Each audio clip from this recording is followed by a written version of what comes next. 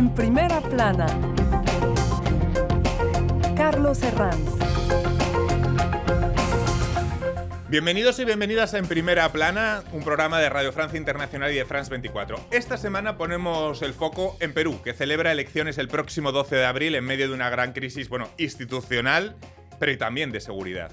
Nos acompañan 4 invitados que ya les presento. Lisel Quirós es historiadora, profesora de estudios latinoamericanos en la Universidad Cergy de París. Bienvenida. Encantada de estar aquí, Carlos. Guillaume Ascari, periodista independiente especializado en América Latina. Bienvenido, Guillaume. Gracias, Carlos. María José Zorrilla, analista política. Bienvenida. Gracias, Carlos. Y a distancia, en duples, desde Lima, el corresponsal de RFI, Carlos Noriega. Buenos días. Buenos días. Estamos aquí ya en el Perú entrando a los últimos 10 días para las elecciones presidenciales del 12 de abril, ¿no? Unas elecciones que se consideran aquí cruciales. Pues vamos a analizarlo. Elecciones en Perú, hoy nuestro asunto en primera plana. Comenzamos. Cárceles rodeadas de víboras venenosas. Premios por matar criminales o comandos de aniquilamiento. Estas son algunas de las propuestas para atajar la ola de inseguridad que estos días se escuchan en la campaña electoral en Perú. Las denuncias por extorsión y los homicidios se han multiplicado según datos policiales y la lucha contra el crimen organizado se ha convertido en el eje de esta campaña. Los peruanos irán a las urnas el 12 de abril en una primera vuelta a la que concurren 35 candidatos, algunos con antecedentes de denuncias e irregularidades. 2 ultraconservadores, Keiko Fujimori y Rafael López Aliaga, 2 viejos conocidos de la política peruana, dominan los sondeos en una especie de carrera por ser el sheriff más punitivo. Y no olvidemos el contexto político del país. Desde que empezó este milenio, casi todos los peruanos que se han colgado la banda presidencial han terminado presos. Repasemos lo que dice la prensa. Diario El Comercio. Ataques por el voto a propósito del debate en televisión entre los candidatos de esta semana. La República lleva la impresión de los empresarios sobre los candidatos. Dicen, no vemos una visión de futuro en los debates y señalan que si bien Perú ha registrado crecimiento económico en los últimos años, este no se ha traducido en mejoras sociales sostenibles debido a los problemas de institucionalidad. Lo dicen los empresarios, atención. Este otro artículo del Courrier International señala cómo esta campaña en Perú ha banalizado el tema de la violencia contra las mujeres. Hay varios ejemplos y luego los vamos a ver aquí en el programa. Bueno, perdónenme la impertinencia así de arranque, pero visto el historial, creo que conviene destacarlo. Lisel, vamos a analizar unas elecciones de las que probablemente salga alguien elegido que no mantenga el puesto y vuelva a empezar en la enésima crisis política de Perú. Habrá peruanos y peruanas que nos estén viendo y que de inicio se pregunten, ¿para qué vale todo esto entonces? Estas elecciones se caracterizan, desde mi punto de vista, por ser a la vez, hay una impaciencia del electorado y de todos los peruanos y peruanas por tener, por fin, un presidente y a la vez una gran desconfianza de la clase política, de los candidatos. Entonces estamos en esa doble situación. ¿Qué va a suceder? ¿Qué va a pasar? Votamos y de pronto, dentro de un año, algunos meses, puede haber una vacancia presidencial. Entonces hay como unas elecciones totalmente históricas también en el caso peruano para encontrar una posibilidad de salir de una crisis política institucional que ya dura desde una década, ¿no? Tiene una década de antigüedad. Para salir de esa crisis de institucionalidad concurren 35 candidatos en una campaña que se ha convertido en una especie de carrera de medidas punitivas en las que la lucha contra el crimen parece que es el eje de esta elección, Guillaume. Claro, es el eje principal de esa elección, la lucha contra el crimen organizado. Desplazando temas como la corrupción que han marcado el presente peruano. Claro, la corrupción, la economía también saliendo también del periodo del COVID-19. Entonces, por muchos peruanos, es un tema muy importante la lucha contra el crimen organizado, sobre todo en grandes ciudades, por ejemplo, como en el norte o en la capital, en en Lima, y muchos, sobre todo la ultraderecha y esos candidatos como Keiko y Rafael López Aliaga, pero también otros, todos vienen con medidas más importantes, más punitivas, por ejemplo, la construcción de cárcel en la selva. Con las víboras. Con las víboras. Parece de broma, pero es tremendo. Y están intentando capitalizar sobre este tema. Sobre ese tema, creo yo. Claro. La mayoría de los candidatos. Hay una larga lista de aspirantes, pero claro, muchos de ellos tienen antecedentes, condenas, irregularidades. Hay también una campaña que se llama Por estos no en Internet, una campaña que estos días en redes para castigar a los políticos peruanos. Pero claro, no sabemos también qué recorrido va a tener una campaña si al fin y al cabo lo que se muestran son unos candidatos, una larga lista de candidatos y muchos de ellos con condenas. María José. Sí, sí, claro. Solamente para retomar un poco el inicio de las preguntas, creo que también ¿por qué los peruanos van a ir a votar la próxima semana, verdad? Y yo también me hago esa pregunta personalmente. Claro. Y pienso que es en parte también para legitimizar un sistema político que se dice democrático para seguir un poco el juego de la democracia, pero al final todos sabemos que eso no es real, no va a dar resultados, porque como dices, quizás de aquí a 2 meses, 3 meses, el presidente vaya a ser derrocado por el Parlamento. Entonces pienso que en también, el mejor de los casos, sí, preso en otros muchos. Preso. Sí. Entonces pienso que también es un momento que necesitamos tener cierta madurez política para aceptar que quizás ya no estamos en un régimen presidencial y estamos pasando más a un régimen parlamentario. Sí, ya pasamos a un régimen parlamentario, que pienso que eso también forma parte, ¿no? del dispositivo. O sea, estamos en un régimen parlamentario donde un poco el Ejecutivo es como una pieza sustitutiva o accesoria, y donde por eso ha tenido tantas vacancias y tanta inestabilidad, y que le sirve al espacio económico. Es que después del autogolpe de 1992 de Fujimori, no existía, para seguir un poco hablando del tema, porque es muy importante para que todos los televidentes entiendan un poco lo que digamos, no había el Senado. Ahora hablamos de un Congreso de 190 hasta 100 escaños, entonces que van a formar parte. Y el Congreso es muy importante, lo vimos en el debate, porque hay unos que critican el Congreso, otros no. Y en esos candidatos que tienen bancada muy fuerte, por ejemplo, que están en este balotaje, no van a criticar tanto. Entonces, eso también los peruanos están viendo también la actitud que tiene también en este debate unos candidatos con el Congreso, porque sí sabemos que lo que pasa con la crisis en Perú también tuvo consecuencias, pero también tuvo también su historia también en el Congreso también. Claro, es una respuesta, ¿no? Al periodo anteriormente, antes de Fujimori, teníamos un sistema político presidencialista, y a partir de allí se cambió y hemos ido orientándonos progresivamente y de manera firme y continua a un sistema parlamentario, donde efectivamente el Congreso tiene un poder. Vamos a hablar de todos los candidatos. No sé si podríamos decir que la crisis de inseguridad es lo que impulsa a los dos favoritos hasta ahora en los sondeos, a Keiko Fujimori, dos ultraconservadores, Keiko Fujimori y López Aliaga, el exalcalde de Lima. No sé si esta crisis de seguridad impulsa a estos dos candidatos, María José. Sí, por supuesto. Y yo sé que en Lima o en Perú en general el tema de la inseguridad ciudadana es un tema que toca el día a día de los ciudadanos. La corrupción es un tema estructural y que todos sabemos que existe. Pero parece que se ha desplazado a un segundo plano, ¿no? Sí.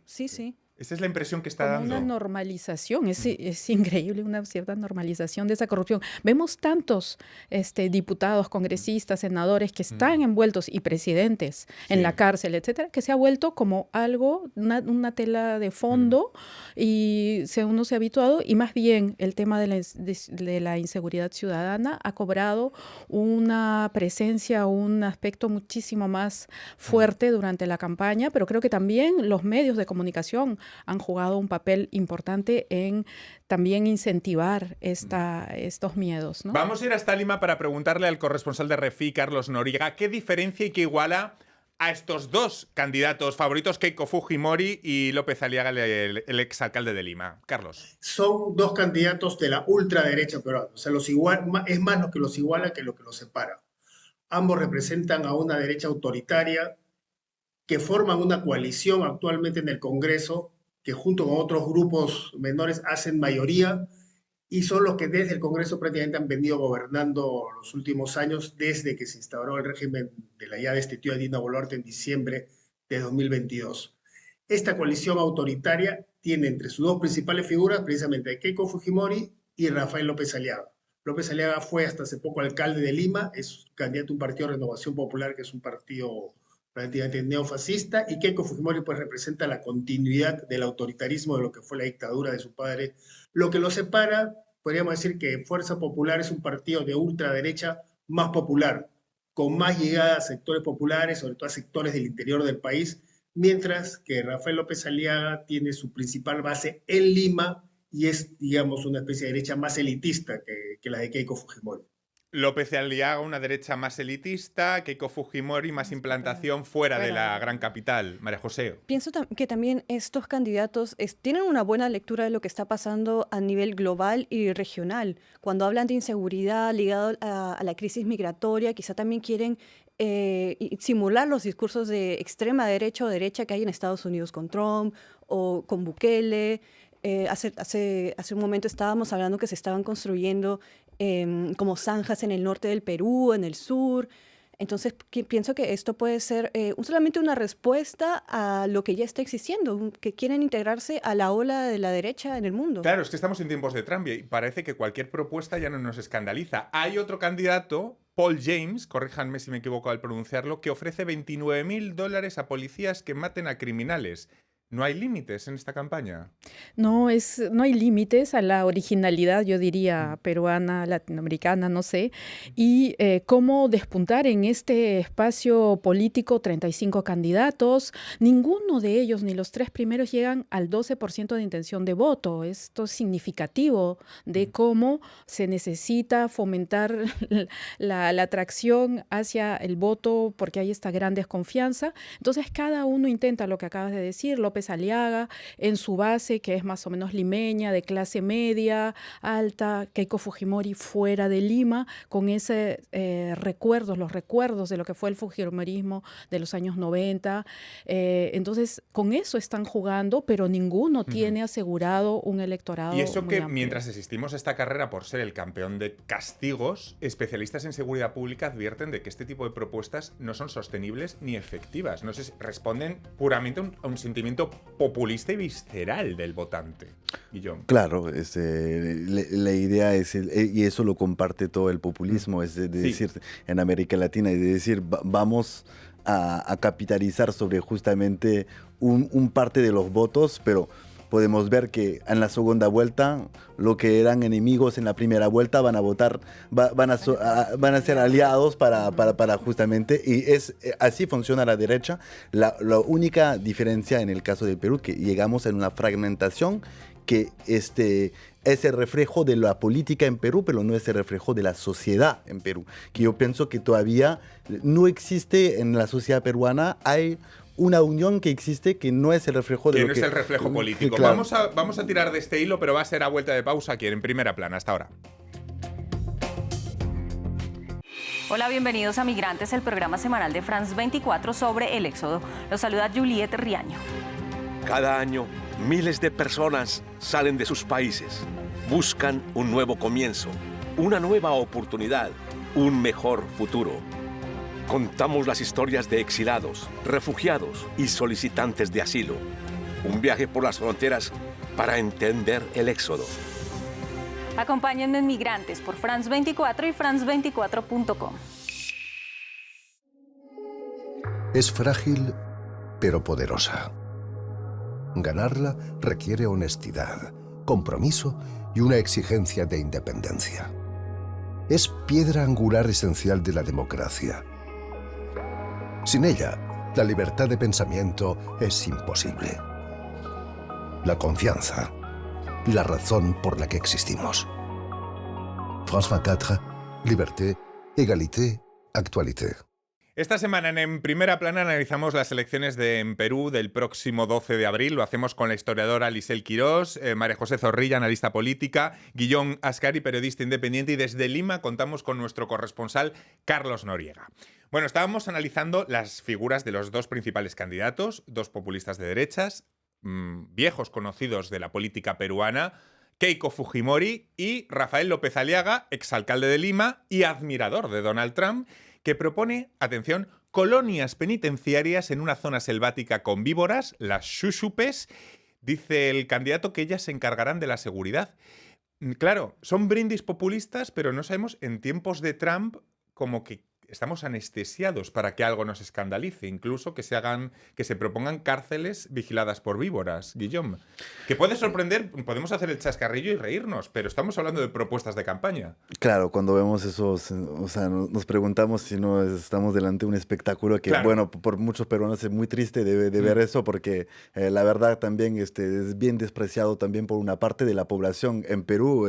Cuando vemos en la selva, no sé cómo tomaron eso la gente que vive en la selva, Claro. donde hay temática muy importante en tema de educación, en tema Sí. de salud, pero sí, cada uno viene con su medida, cada uno también habla también en una base política que han desarrollado, que sea Renovación Popular o Fuerza Popular, en esas regiones que no tienen otros partidos, que son bastante jóvenes, otros partidos. Por eso se está también es complicado en los sondeos, en las encuestas, saber quién puede liderar también todo eso, porque es bien diferente según las regiones, y hay parte del Perú donde hay una ausencia también de parte política. También propone que Estados Unidos, el candidato del exalcalde de Lima, pueda capturar en territorio peruano a delincuentes extranjeros buscados por Washington. ¿Esta simpatía por Donald Trump juega a favor? ¿Es ahora mismo un activo que presentar en campaña por parte del exalcalde de Lima, María José? ¿Cotiza Sí. al alza?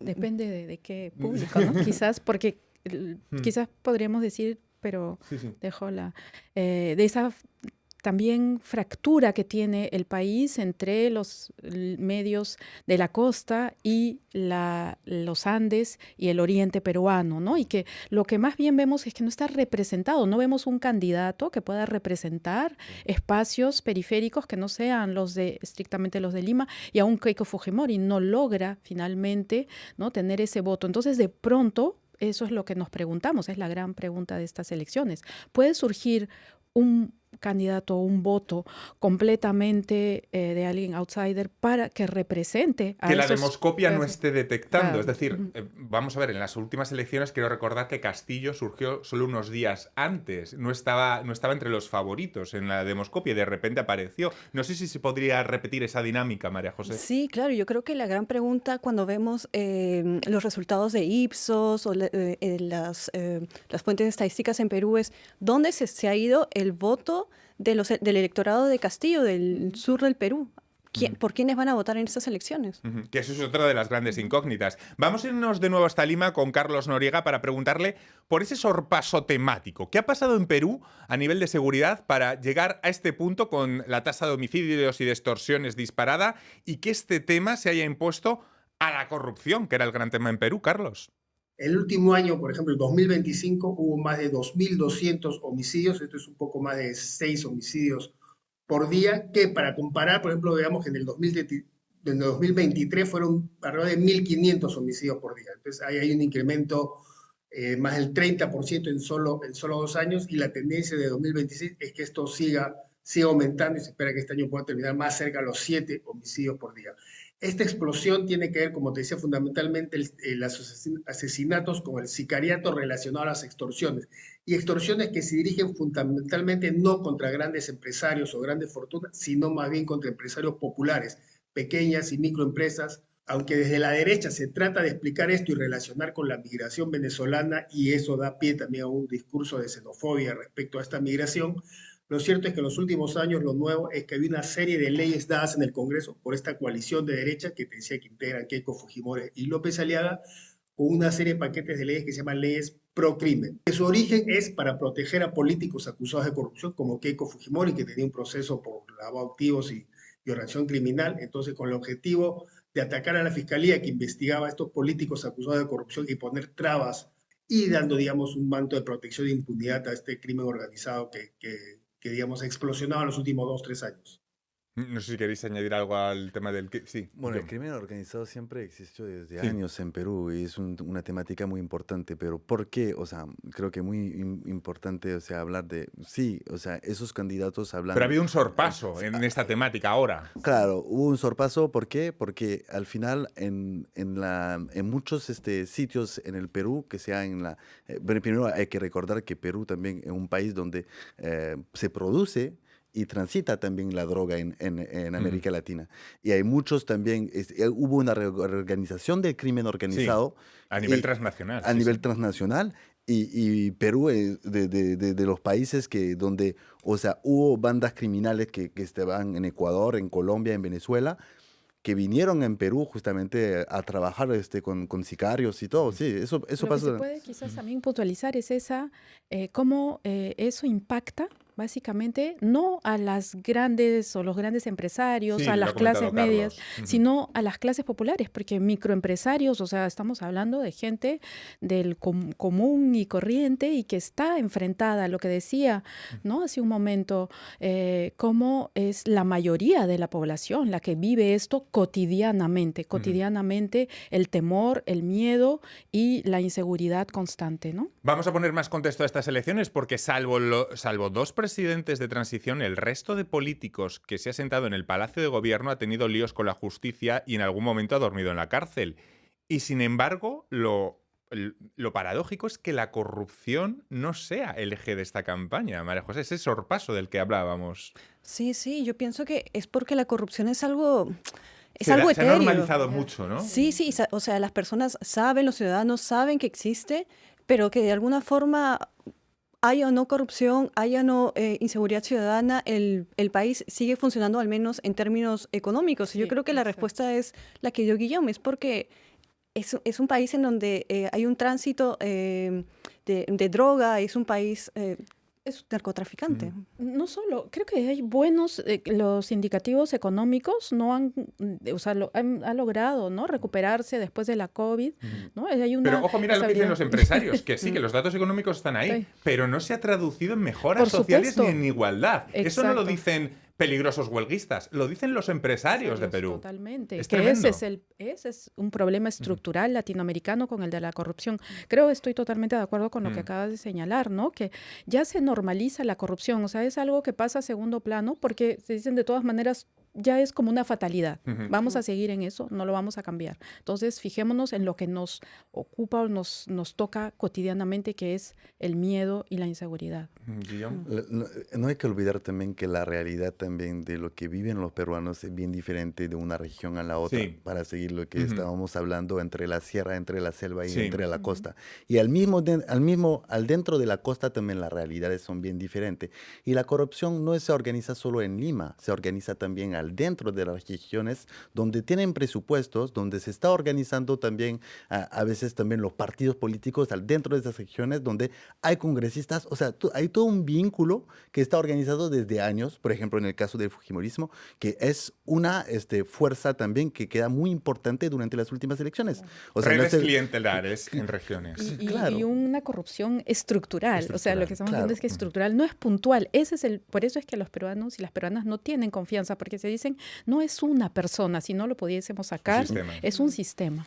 Hemos hablado de la normalización de la corrupción y, atención, normalización también en el discurso público de la violencia contra las niñas y las mujeres, que apenas ha sido objeto de debate en la campaña y motivos desde luego hay. El último, el exministro de Energía y Minas de Perú, acusado de violar a un adolescente de 16 años cuando él tenía 46. Atención porque es pasmosa. Presten atención, justificación en televisión. Mi único pecado fue enamorarme. Le he Vean. preguntado al señor exministro Mi único si no pecado- es un acto deplorable. Mi único pecado, estar con un adolescente mi de único 16 pecado años. ha sido enamorarme. Yo no he cometido ningún delito. Y No estamos más, hablando de pecado, no señor. solo me enamoro y nos enamoramos. No. Son Usted 20, era usted no un puede hombre de juzgar lo que hace 47 25 años, señores. y es una Era otro adolescente escenario. de Era otro 16 escenario. años. Otro escenario. ¿Qué otro hace escenario? 25 años, señor. ¿Qué tiene que ver que fue hace Me 25 enamoré. años?